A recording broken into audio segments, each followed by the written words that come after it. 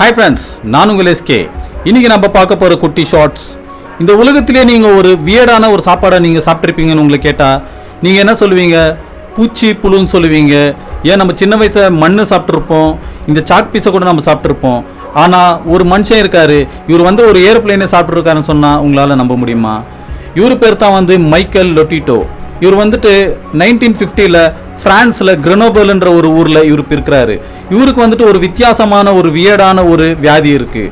அதாவது அவரோட 9வது வயசில் அவருக்கு செக் பண்ணதுக்கு அவர் எதை பார்த்தாலும் அவருக்கு சாப்பிட்ணுன்னு தோணும். அதாவது ஒரு வியர்டான ஒரு ஐட்டமை பார்த்தா அவருக்கு சாப்பிட்ணுன்னு தோணும். எக்ஸாம்பிள், இந்த மெட்டல்ஸோ இல்லைனா கிளாஸோ இந்த மாதிரியான விஷயத்துங்களெல்லாம் பார்த்தா இவருக்கு சாப்பிட்ணுன்னு தோணும்.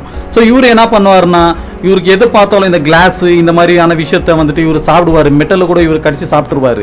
ஸோ இவரோட இன்டெஸ்டைன் எப்படி இருந்துச்சுன்னா, அந்த ஒரு லைனிங்கு அது ரொம்ப திக்காக இருந்துச்சு. அதே போல் இவருக்கு அந்த டைஜஷனும் ரொம்ப கரெக்டாக இவருக்கு டைஜஷன் ஆயிருந்துச்சு. இவர் என்ன பண்ணார்னா, இவரோட அந்த ஏஜில் இவர் சாப்பிட தொடங்குந்தோம். இவர் முதல் சாப்பிட்ட ஐட்டம் 18 பைசைக்கிளை சாப்பிட்ருக்காரு. அதுக்கப்புறம் இவர் 18 டெலிவிஷன்ஸை சாப்பிட்ருக்காரு. ஒரு காஃபின்னு சாப்பிட்ருக்காரு. அதாவது நம்ம அந்த சவப்பெட்டின்னு சொல்லணும் தெரியுங்களா, அதை கூட சாப்பிட்ருக்காரு. அதே போல் இவர் 15 ஷாப்பிங் கார்ட்டை சாப்பிட்ருக்காரு. 2 பெட்டை சாப்பிட்ருக்காரு. கடைசியில் இவர் சாப்பிட்ட ஒரு பொருள் என்ன தெரியுங்களா?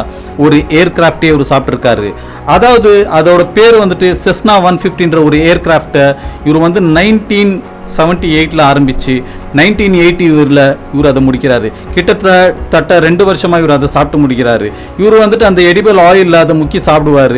ஸோ அதனால் இவருக்கு அந்த டைஜஷன் கரெக்டாக இருக்கும்னு சொல்லிட்டு ஸோ இவர் என்ன பண்ணுவார்னா, இதெல்லாம் சாப்பிட்டு இவருக்கு ப்ராக்டிஸ் ஆனதுனால அது இவரை செக் பண்ண டாக்டருங்கெல்லாம் இவரோட டைஜஷன் இன்டெஸ்டைன் எல்லாமே கரெக்டாக இருக்குது. அதனால் இவருக்கு அவர் சர்டிஃபைட் பண்ணியிருக்காங்க, இவருக்கு எந்த பிரச்சனையும் இல்லைன்ட்டு.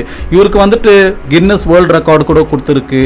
அதாவது ரொம்ப வியர்டான ஒரு வித்தியாசமான ஃபுட்டை சாப்பிட்றவருன்னு சொல்லிட்டு. கடைசியில் இவர் பண்ண விஷயம் என்ன தெரியுங்களா? அந்த கின்னஸ் ரெக்கார்டையே இவர் சாப்பிட்ருக்காரு.